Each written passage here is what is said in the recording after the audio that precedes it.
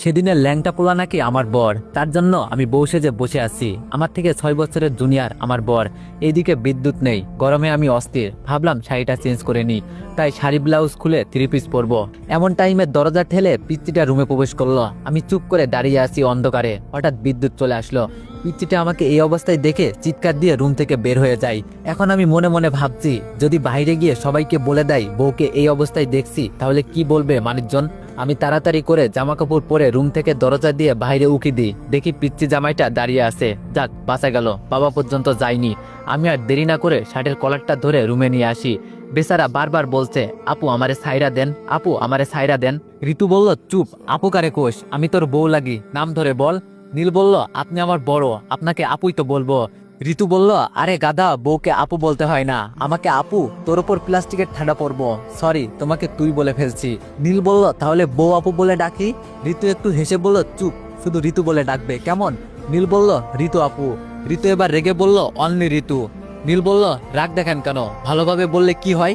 ঋতু বলল, ওকে, আমার গুলুমুলো জামাই ঋতু ঋতু বলে ডাকবা, কেমন? নীল বলল, আপনি আমাকে খেপাচ্ছেন কেন? ঋতু বলল, কি? নীল বলল, স্কুলে থাকতে আমার এক বান্ধবী খেপাইতো, আর আপনিও। ঋতু বলল, এই পিচ্চি শালাটাকে নিয়ে পড়লাম মহাযন্ত্রণায়। তো এবার আপনাদের পরিচয় দিই। আমার বোনের নাম নীল মাহমুদ, বাবা মায়ের একমাত্র সন্তান। কিন্তু নীলের বাবা মা কেউ বেঁচে নেই। একটি সড়ক দুর্ঘটনায় ওনারা দুজনেই মারা যায় প্রায় 1 বছর আগে।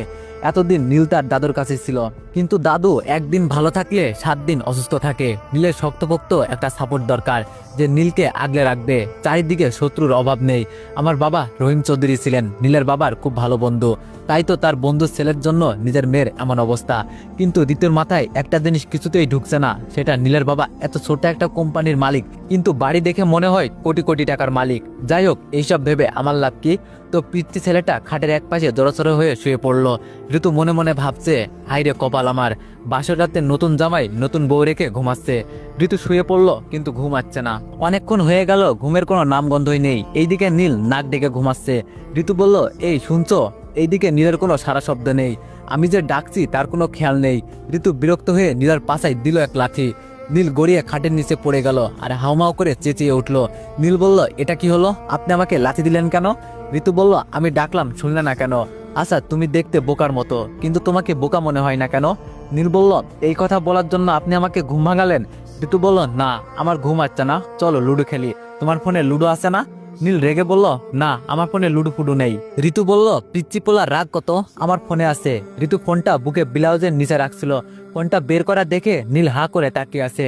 ঋতু বলল, এই গাধা, এইভাবে তাকিয়ে আছো কেন? নীল বলল, এত বড় মোবাইল কেমনে ছিল এখানে?